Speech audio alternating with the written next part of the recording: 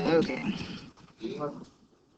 Yes, that should go in the box. Right. Okay. So this is just basically reviewing our big differences, big ideas between chemical and physical changes, because that's what our lab is about today. So I want to make sure you're clear on how to explain things in an educated way. Like, I know chemistry, I know the technical terms to use, right? And then we'll review the 2 questions that were highly missed on last night's homework. If you did not do last night's homework, then you need to do it. It'll be counted as late. But it's, it's a really easy assignment that's online. And then I have one more unit to talk to you about in terms of units of chemistry, joules, right? And then we'll do our 2 labs. So very first thing was a big idea difference that's distinguishing between chemical and physical changes. Let's see here, who was here yesterday? Most of us. Brandon, what's the big difference between chemical and physical changes? Okay, so this one's irreversible, and this one is reversible. Okay, and that's something that's maybe related to a more in-depth knowledge of the chemical change versus the physical change. Avery, tell me something else. Okay, give me something else. Eshe. Perfect. Which of these is dealing with the arrangement or the composition? Right, so a chemical change is going to usually rearrange the chemical, usually the atoms, right, in some way or form. So I usually call that a change in the composition. So if there's a change in the composition of matter or the compound, then we've had the chemicals rearranged, which is just the most basic definition of a chemical change.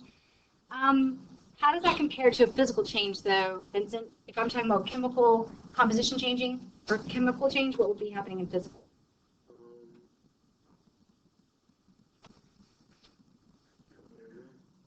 What's that? Okay, so if you said nothing, I'd be great with that, because nothing is changing. Good job, man. Okay, so no change in composition, because it's just straight up the same compound. It just looks different. Like usually the phase will change or the shape will change, but it's still the same thing. Okay. For the part of the change that's kind of on the fence, we have a problem with sometimes figuring out if it's chemical or physical. What was one of those changes we talked about yesterday that was sometimes hard to figure out if it's chemical or physical? Everybody. Color change, right? So what was one thing that helped us determine if color change was chemical or physical? Say again? Well, the precipitate is going to be maybe causing a color change, so that's a new composition forming. So there's one more thing we also talked about. Okay, so a mixture of something colorful and something not, and seeing that color change, that was expected, right? So the best way I think to explain it is if it was an expected color change or not expected. So if it's expected, like for example, taking red food coloring plus water, you expect that to be red water, right? There's no question about it. That's just a mixture. And a mixture, what's the definition of a mixture? Anybody? So we called it a blank combination, though. They're not chemically. So they're not chemically bound. So it's another way to say not chemically. There's the P. Physical combination, right? So a mixture is just a physical combination. And that's why we can say that mixture that was formed between red red food coloring and water made red water, that's just going to be a physical change because it's expected to make that. But something like formation of a precipitate, PPT is how we write precipitate. If you form that, it's a totally different color. The reason it's a different color is because it's a totally new thing, right? We made, we had chemical A and B. We made product C. It's totally different. That's why that one's chemical change. Okay, so basically, let's just go back to this first. We'll come back to the units in a second. These were surprisingly 2 of the most missed questions, and I think some of us, the way it scores, you have to get all of them right on these checkboxes to get the question right. So I'll go back through and see which ones you guys put for those, okay? So on the first question, it says, which are chemical changes, okay? So shout them out, tell me yes or no, yay or nay for the as if it were a chemical change. Boiling. No, why? Okay, it is reversible, and it's a what change? Physical. It's a physical change, but why? If it changes, because it doesn't change that color. Because it's a phase change. If you want to go with your list of evidences, start practicing with those because that's how you'll answer your questions. So that's a phase change or a state change. Burning, combustion. Yes, definitely right. Condensing. No, because that's just a phase change again. Corrosion. Yes, because that's making something change from chemicals that they were to something new, so new products. Fermentation. Yes, fermentation is a way that yeast can actually make alcohol, right? We're making new products. Melting. No, rusting. Yes, rust is the production of iron 3 oxide from iron and oxygen. So two different elements come together to form something new. Crushing? No. Freezing? No. State change? Change of shape? Oxidation? Yes. And does anybody remember? I wrote down what oxidation meant. History on the board. Give your notes. Change of electrons, right. So there's some sort of exchange of electrons, and that actually forces something to react very vigorously. So changing electrons, those are the things that are actually reacted in all chemicals. Tarnishing. No. Does anybody know what tarnishing is referring to? No, you probably have, if you needed to look it up. Tarnishing of silver is a great example. So we talk about rusting of iron, because iron itself is rusting and needs to react with oxygen. The same thing applies to silver. We don't call it rusting, we call it tarnishing. So tarnishing of silver means to make silver oxide, which is a different product from what they were originally. So that is definitely a chemical change. Exploding, yes. Grinding, no. Rotting, yes. That's decomposition like fungi do. They break down things. Vaporize, no. Photosynthesis, yes. We know the chemical. If you can write a chemical equation for it, it's a chemical change. Sublimation, no. That's a what change? Solid to gas, which is just a phase change. Good. So those are your chemical ones, and those are really easy to get right on your multiple choice for your test. Okay. These are supposed to be indicating which are physical changes. Okay. So fogging a mirror. What is that? Fogging a mirror. That's taking what? But what is that in terms of the chemistry behind it? Like condensation. That's what I'm looking for. So you're taking a gas and you're making a liquid. Because the gas from your breath is forming on the mirror. It looks like a liquid droplet, okay? So that's definitely a physical change. Breaking a bone? Yeah. Yep. Mending a bone. Mending, and this one I'll give you both ways with. Mending, you might think of like healing process, and the healing process is a bunch of chemical reactions happening to kind of rebuild your bone, or just simply like going like this. You might say it's change of shape. So I'll give you both. I'll call it physical for now. Burning paper? Yeah.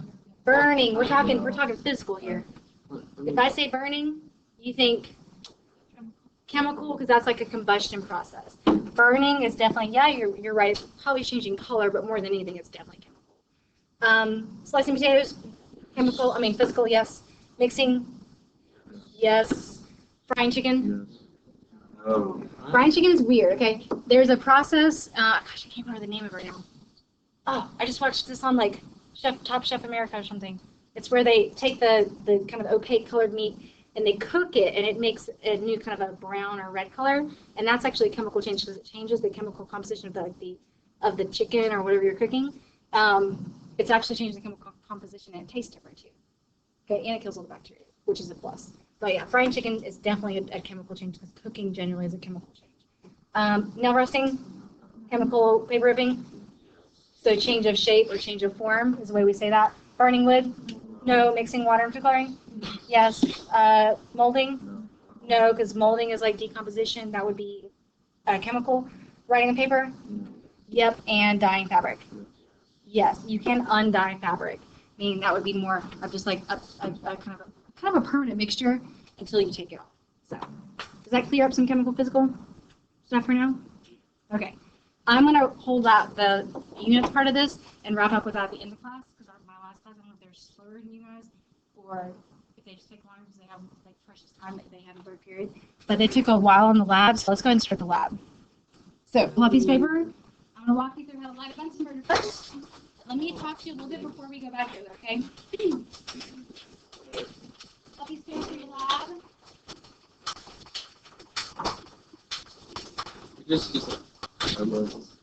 I'm taking it up, so just make sure you tear it off, okay?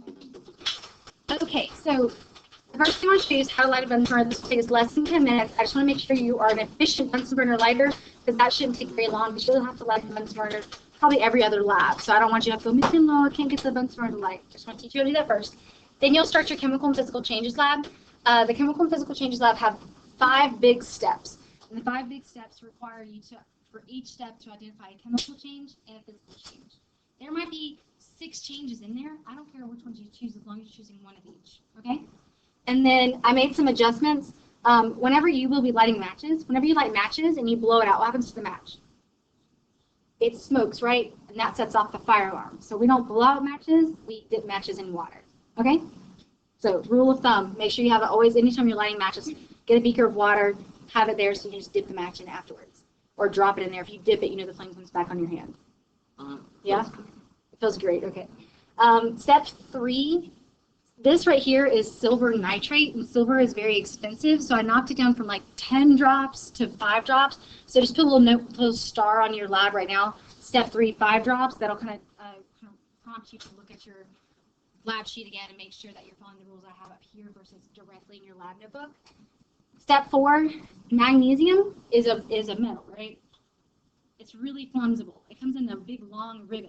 Think of like, just ribbon. I took that huge ribbon and I cut it into little bitty pieces.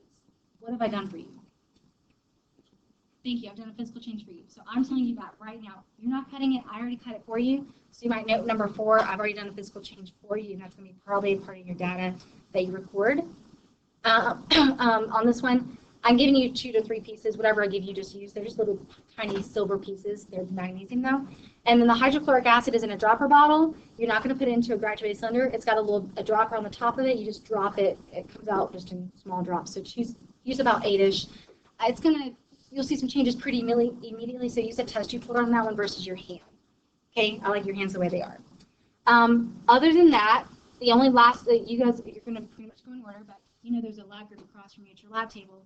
Make sure everybody's good to move on to step 5, because that's when you're going to have to light the Bunsen burner back again. And step 4 makes a flammable gas. So we want the flammable gas to be done with before we turn the Bunsen burner. Because yesterday I made hydrogen gas and I put it in the balloon. And what happened? When I lit it, boom, right? So I try to make sure everybody's good with step 4 before we move on to step 5. I'll tell you at the end how to dispose of everything. Other than that, let's look and see how to light a Bunsen burner. Same lab groups, get your doggies. Wait.